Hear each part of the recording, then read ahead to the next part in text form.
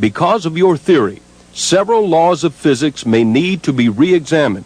And then, Dr. E.L. Moraine, one of the men involved in the making of the atomic bomb, wrote, "Your project will lead to developments that would be beneficial to all mankind." And Joseph Newman's work has been featured on national television and in hundreds of newspapers and magazines throughout the country. What's the answer to the energy crisis? Suppose a fellow told you the answer was in a machine he has developed. Before you scoff, take a look with Bruce Hall. In the backwoods of Mississippi, a mile down this dirt road, past the keep out and no trespassing signs, is the workshop of Joe Newman, a brilliant, self-educated inventor who says he has developed a machine that could solve the energy crisis. Now back to Take Two on CNN. What if someone invented a machine that would make the gasoline engine obsolete? What if someone invented a machine that produced more energy than it used? And that energy is cheap, non-polluting, and safe. That person would probably be hailed as the greatest scientist since Einstein, with a discovery as important as electricity and as revolutionary as the wheel. Joseph Wesley Newman claims to have invented just such a machine. He says that his energy machine could power every American home, farm, business, automobile, and appliance with electricity at a fraction of the present cost.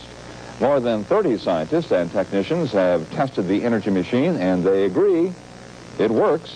Well, it's a fascinating story.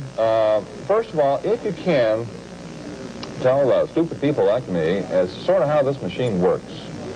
Okay, Dave, it's basically is that you're not creating anything. You're simply utilizing energy that prior to this time hasn't been understood. It took us several thousand years to ever put a water wheel in moving water. And basically what I'm doing is utilizing the energy in the magnetic field that consists of matter in motion, exactly like a moving river does. We are back. Well, would you welcome, please, Joseph Newman.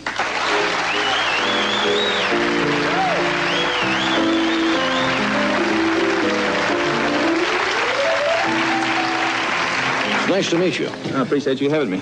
Do you think your machine, if it can be commercially made available, can, for example, a person would buy a 300 or 400 pound unit and all of a sudden would be able to produce all of the energy they need for their home? Is that certainly within the realm of possibility? Exactly. I have absolutely no doubt about it. That such a device hooked to a home, a person will never have to pay for energy again. The device will be made small enough to put in an automobile, plane, spacecraft, you name it. This device... Using the atoms from the magnetic field. And what you're doing is that you're converting mass into energy on a 100% conversion process. That's one of the first prototypes, and that's a 700-pound magnetic rotor, and it's got about 8,000 pounds of wire around it. Now, it's gone down. That unit there weighs 135 pounds, and I showed that at the Hilton in New Orleans. There was approximately 2,500 people attended, 1,000 people outside, and another 1,500 standing to get in. And it would demonstrate something like 25 times more out than externally inputted into the system. You get more wattage out of that than what you'd put in. In fact, Railback Battery Company is working with me now trying to design a battery to hold up to this recharging effect of this system. Because not only will it run the device, it'll put more energy back into the battery pack than came out of it. So you could, that's fascinating. Tell you what, we could stay here all night. But there's a major stumbling block in getting this device to the public. The inventor can't let private industry have the machine until the patent is granted, but obtaining the patent seems to be almost impossible. Examples. December 1981, following the patent application, Joe Newman calls the patent office to talk with an examiner. He is told they don't want to talk to him. Newman protests to his congressman, and a meeting between the inventor and patent officers is arranged in Washington. But on January 6, 1982, Joe Newman receives a letter that says his patent has been totally denied. A hidden energy device is suspected. But the scheduled meeting on January 27th is held nevertheless, at which time the examiner told Mr. Newman, "I don't think I'll ever be able to give you a patent, no matter what evidence you present to me." The reason for that statement? Patent examiners felt that what Joe Newman claimed was impossible.